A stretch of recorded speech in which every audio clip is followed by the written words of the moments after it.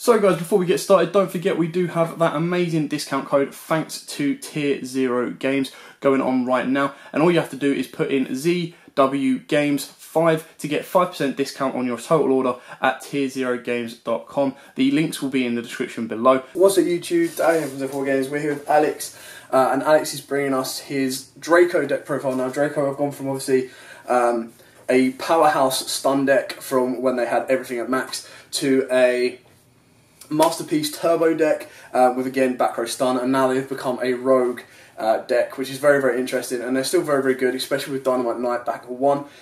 You never know, we might get Knight back a little bit more, or they might be crazy and Konami might give us masterpiece back, but I doubt it. So anyway, with Pot of Indulgence on the horizon, there is a possibility of Dracos using that, but we don't know as of yet how good that will be in the deck. Without further ado, Alex will take us through his Draco build and show you exactly what he's got. Thanks Dale. So with my deck, for the Dracos I'm playing 1 Dynamite because it's that one, 3 Ignis, 2 Majesty Maiden, and that's it.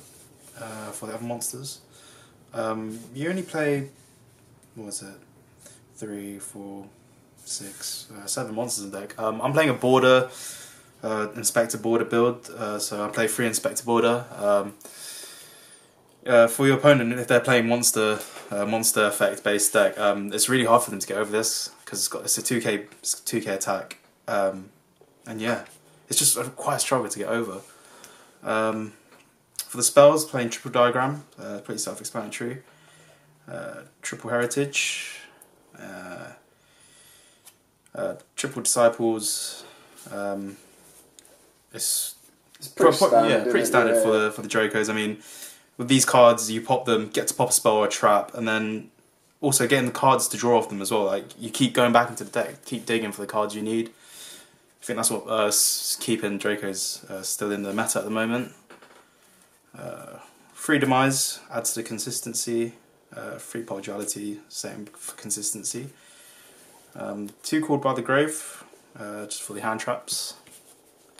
2 Terraforming to search for the diagrams. They're quite essential to have on the field. 1 Upstart Goblin, just to draw a card.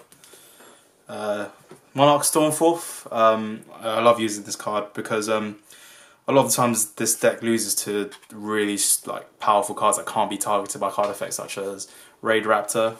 You drop this and you can tribute it off. 1 True King's Return. 3 Apocalypse. I played 2 Monarchs Erupt. I did play 1 Skill Drain, but I found that 2 Monarchs Erupt is just much better. It's basically having Skill Drain at 2. So for the Floodgates, I've got 2 Rivalries. 2, there can only be 1, and 1 goes in match.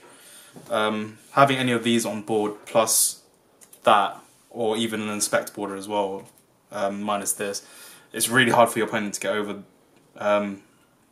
Yeah, they struggle a lot of the times. They can't go off on their combos. It's really frustrating for other people to play.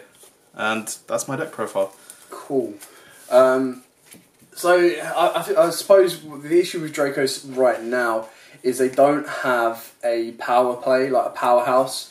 Their biggest thing is Dynamite Knight.